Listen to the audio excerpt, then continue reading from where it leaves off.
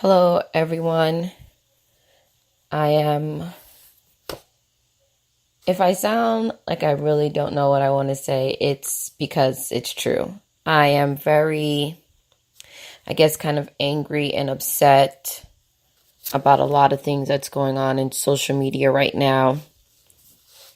I'm sure majority of the world, if you have a TV, a phone, or a computer, you were aware of the two-night docuseries on Lifetime, Surviving R. Kelly.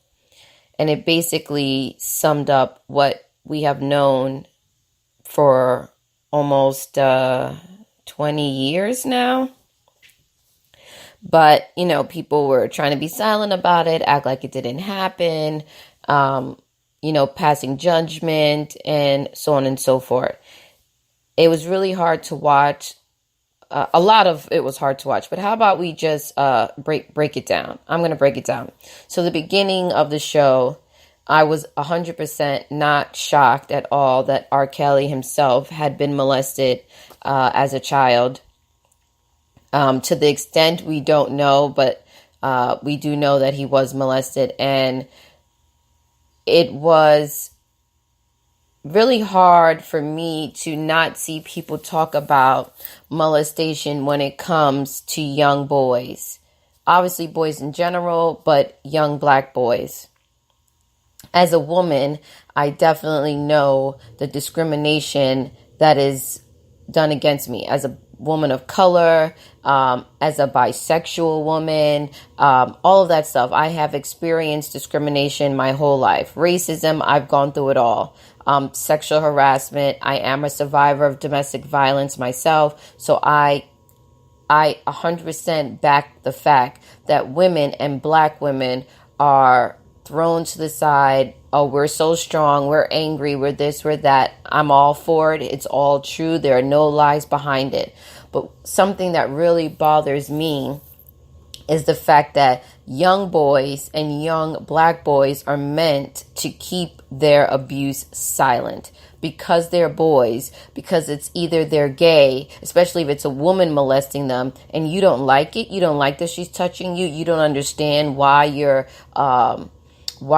aroused by her touch. You should like it. And then, of course, if it's a man molesting them, and same thing, they get aroused, they don't understand why their body is okay with something that they know isn't right, then they must be gay. You must be gay because you liked that a man touched you.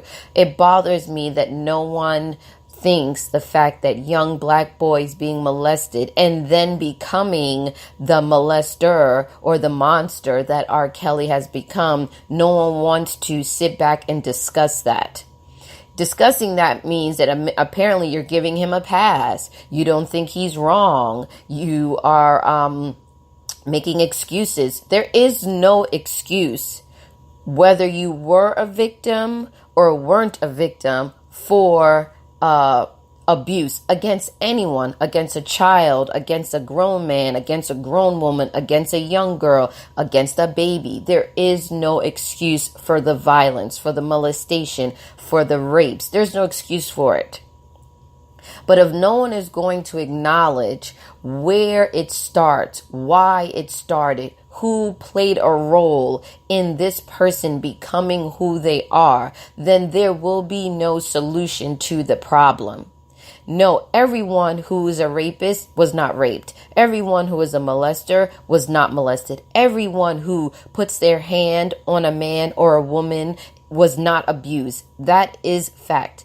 Everyone who does it doesn't mean it was done to them. But I want everyone to sit back and be honest with themselves and check out your statistics, pick up a book, go to the library, and really realize that a lot of people who are the abuser was once abused. And as a child, they did not have an adult there to stand up for them, defend them, protect them. And don't even have me have to bring up the black community. I am a black woman. I can say with 100% fact that within the black families, we keep this shit silent.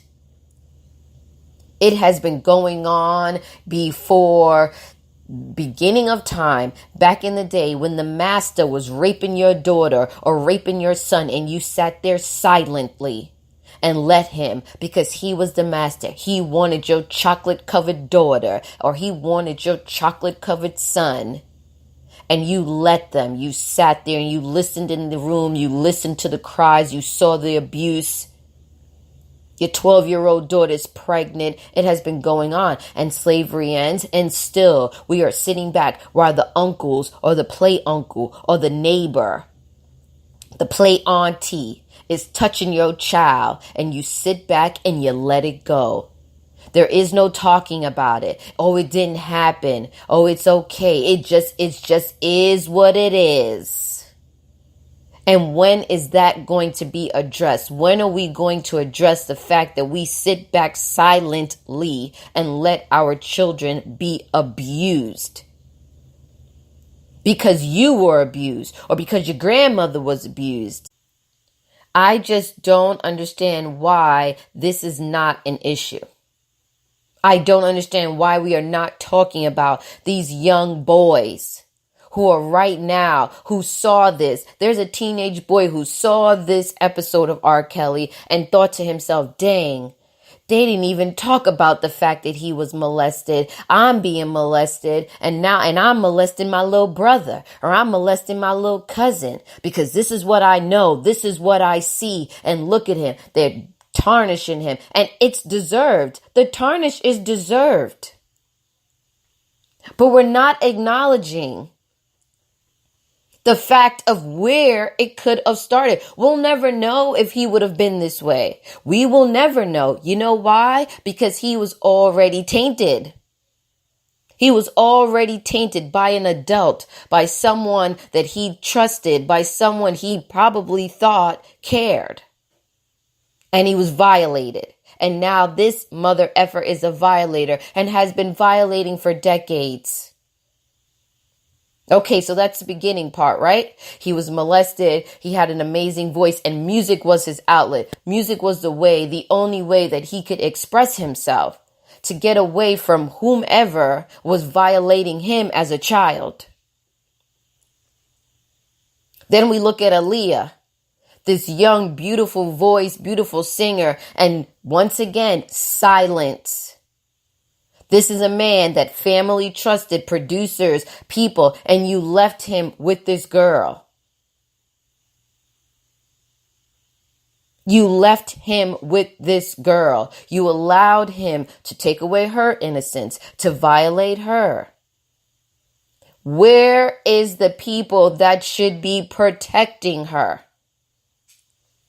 Okay, fast forward now. Ali is done. She's done moved on. Also with an older man. Let's not discuss and act like Dame Dash is some 5-month older person. But we'll go back to him, because I see him on Twitter talking about his disgrace with Jay-Z. And man, you was dancing in the videos and bebopping and bopping. I don't even want to hear it. I'm also tired of these fucking black men who want to come out now and discuss their disgust for R. Kelly. Oh, you think he the only one? Oh, you think you ain't playing in the videos and at the parties with these men who want these 15, 16-year-old girls? Sit the fuck down. I don't even want to hear your goddamn opinion.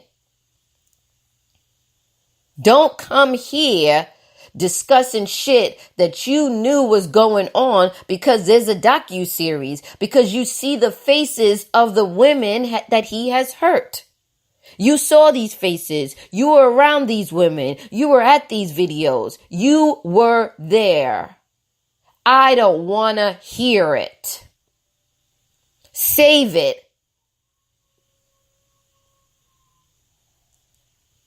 So then you have all these other girls. You know what also I'm confused about? I need someone to explain it to me.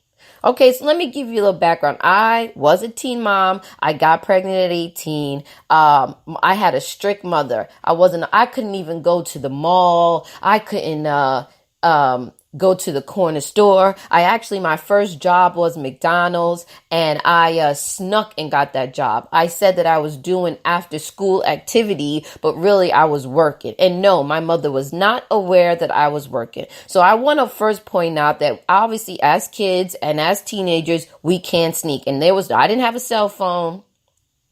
There was no iPad, obviously nothing back then. I'm 35 years old. There was no iPad, no nothing. There were cell phones when I want to say when I was in high school, there were cell phones, but I'm not sure if I even knew about a cell phone. I really didn't know cell phone until I was about a senior in high school. And then some of my friends had it, but I didn't have one. I had a beeper. Okay. And we did get a secondhand computer that I used for AOL. I remember Messenger, and it was a big thing. But other than that, the electronics was not big, right? So I was a good student. I was an honor student. I was on clubs. I was a swimmer. I was in ROTC. I was a good kid. But the issue I felt that I had with my mom is not acknowledging that I was a good kid. I literally, the first time I ever snuck out or did something was summer of going into my senior year. Up until the summer of going into senior year, I'm a grad, get promoted. Junior year's over, is now summertime, and I'm about to be a senior. That is when I started sneaking. Up until that point, I actually was not. I went to school. I came home. I did my extracurriculum activities and all that stuff. But I was a good kid. I'm telling you right now, I was. But my mom still kept me on lock and key. Like I said, I couldn't go to the mall. I would be like, oh, and I'm not even talking about to be with no boys. Of course, I thought boys were cute. I also thought girls were cute randomly. Oh, they're cute. But overall, I just wanted to hang out with my friends. All my friends used to be able to go to the mall. All my friends used to hang out at the food court. They go to a fast food, McDonald's or Burger King and chill. I wasn't allowed to. And then I would go home, and she had no clue. I used to stick my uniform inside my book bag and, whatever. Then, okay, I end up liking a boy. I met someone that summer also going into senior year. And, I thought they were cute, end up kind of talking to them. I did initially try to talk to my mom about it. Hey, I met this, this young guy, I think he's cute. No, you can't date. You can't do this. Okay, but I don't have to date. Maybe you can meet. Maybe you could, maybe we can do a movie date and whatever. No, she wasn't hearing it. There was no compromising with her. There was absolutely no, and more no. So of course now it's like, you're not even trying to meet me halfway. You're just saying no. So, okay, I'm a sneak. Now, like I said, I'm older now. I'm about to be a senior. She's let the rope as far as following me and checking on me. Those little things kind of stopped. I do think that she thought because I was going to be a senior that she could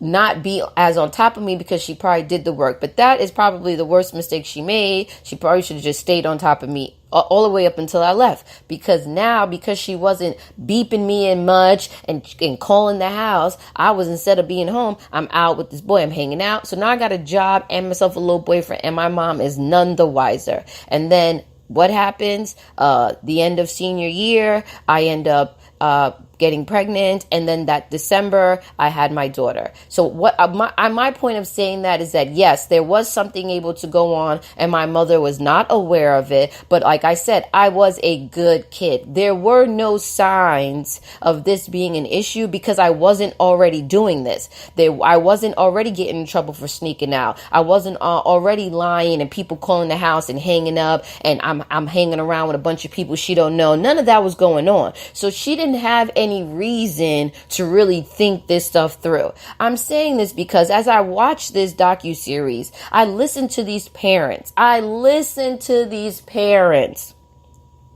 Who say, oh, I took my daughter to an R. Kelly concert. I just want to let you know that I knew about R. Kelly's the accusations that would be sent against him when I was a teenager. I didn't know him personally, of course, but I knew, oh, R. Kelly, yeah. On top of him being a music person, because I was an Aaliyah fan, I didn't even associate R. Kelly with music back then. I associated R. Kelly with Aaliyah, possibly marrying Aaliyah, and also possibly liking younger girls. I knew that. And there was no social media. There was no cell phones. There was none of that. It was just from news. Me watching